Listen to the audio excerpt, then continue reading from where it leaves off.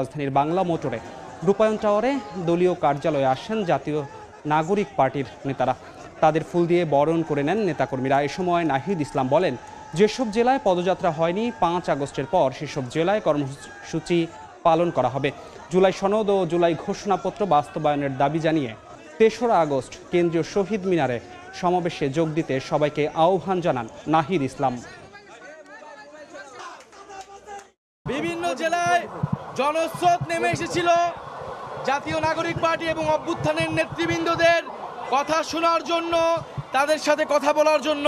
৩রা August শহীদ মিনারের সমাবেশের মাধ্যমে এই পদযাত্রার আনুষ্ঠানিক সমাপ্তি ঘটবে এবং আমরা বলেছি ৩রা আগস্ট এর মধ্যে আমরা জুলাই সনদ এবং জুলাই ঘোষণাপত্রের বাস্তবায়ন দেখতে চাই এবং ৩রা আগস্ট আমরা জাতীয় নাগরিক পার্টির ইশতেহার ঘোষণা করব। দেখা যায় যে বৃষ্টি কম হলেও জলাবদ্ধতা সৃষ্টি হয়, যেহেতু এটা অফিস পাড়া। দেখা যায় যারা সকাল থেকে অফিসে আসছেন তাদের কিন্তু চরম ভোগান্তির মধ্যে পড়তে হচ্ছে। বিশেষ করে আগ্রাবাদ হোটেল থেকে যে জাতিতত্ত্ব জাদুঘর আছে এই মোড়টাতেই পানির প্রবণতা আমরা বেশি দেখি এবং আগ্রাবাদের যে জলাবদ্ধতা সেই জলাবদ্ধতার জন্য কিন্তু বিশেষ করে সিডিএ, সিটি কর্পোরেশন সহ যেসব সেবা সংস্থাগুলো আছে সেই সংস্থাগুলো কিন্তু বিভিন্ন ধরনের কাজ করে যাচ্ছে, কিন্তু তারপরও যে জলাবদ্ধতা থেকে মুক্তি কিন্তু এই যে বিশেষ করে আগ্রাবাদ এলাকার মানুষ তারা পাচ্ছে না।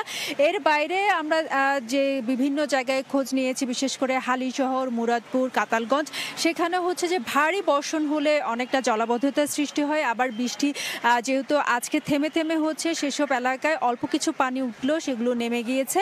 কিন্তু আগ্রাবাদের এই এলাকাটায় বিশেষ করে এই দুটি মোড়ে কিন্তু জলাবদ্ধতা, সেই জলাবদ্ধতার যে দুর্ভোগ সেটা কিন্তু কমছেই না এবং এখানকার যারা আছেন তারা বলছেন যে বিভিন্ন ধরনের উদ্যোগ নেওয়ার পরও কিন্তু দেখা যাচ্ছে যে বিশেষ করে যে নালা নর্দমা সেগুলো যে পরিষ্কার করা কিংবা সেখানে ময়লা ফেলে রাখা এবং জোয়ারের পানি, এই কারণে কিন্তু এখানকার যে জলাবদ্ধতার দুর্ভোগ সেটা কিন্তু কমছে না। তো এই ছিল আমার কাছে এখনো পর্যন্ত চট্টগ্রামের যে জলাবদ্ধতার সমস্যা তার সর্বশেষ।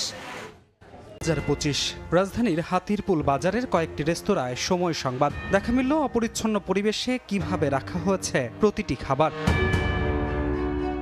রান্নাঘরের অবস্থা আরও বেহাল।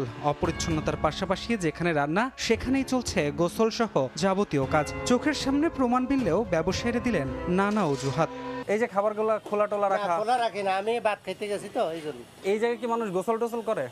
না, অনেক সময় ওই যে বাবুর্চির লোকজনে হয়তো দেখা গেছে যে বেশি গরম লাগলে হয়তো নামাজ পড়তে যায়, নামাজ পড়ে থাকে না।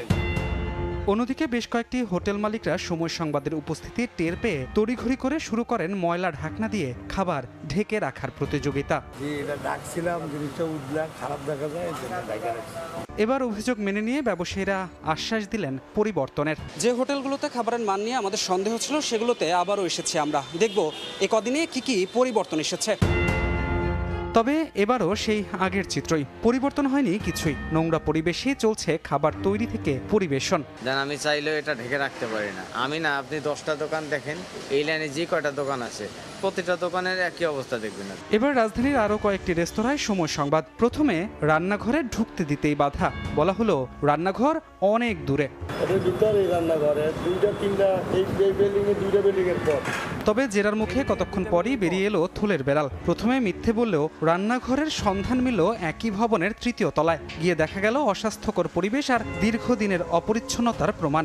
সবই যেন দেখেও না দেখার অভিনয়। কি মিথ্যা বলছেন প্রথমে আমাদের? না, মিথ্যা না, মালিকের অনুমতি ছাড়া তো বলা যায় না, এই জন্য আমি ফোনটা দিয়ে শিওর হয়েছিলাম। তবে নিরাপদ খাদ্য কর্তৃপক্ষ বলছে হোটেল ব্যবসায়ীদের দেয়া হবে অনলাইন প্রশিক্ষণ। বিনামূল্যে প্রশিক্ষণের সুযোগ পেলে সচেতন হবেন তারা। অনলাইন ট্রেনিং প্ল্যাটফর্ম রেডি করার চেষ্টা করতেছি, ট্রেনিংটা একদম ফ্রি হয়ে যাবে। চিকিৎসকরা বলছেন দীর্ঘদিন ধরে এমন অস্বাস্থ্যকর খাবার গ্রহণ ঝুঁকি বাড়ায় পাকস্থলীর নানা ধরনের রোগের, আছে মৃত্যু ঝুঁকিও। দীর্ঘমেয়াদী যদি আমি বারবার বিষাক্ত পদার্থ যদি আমি বডিতে নিই, সেটা আমাকে হার্ট থেকে শুরু করে কিডনি সবটা কিন্তু ক্ষতিগ্রস্ত করে। একবার কিন্তু ক্যান্সার হয়ে মানুষ কিন্তু মারা যায়। নিরুপায় হলেও হোটেল রেস্তোরাঁর মান যাচাই করে খাবার খাওয়ার পরামর্শ এই চিকিৎসকের। খাবার তালিকা অবশ্যই। ধ্রুব ব্যানার্জি, সময় সংবাদ, ঢাকা।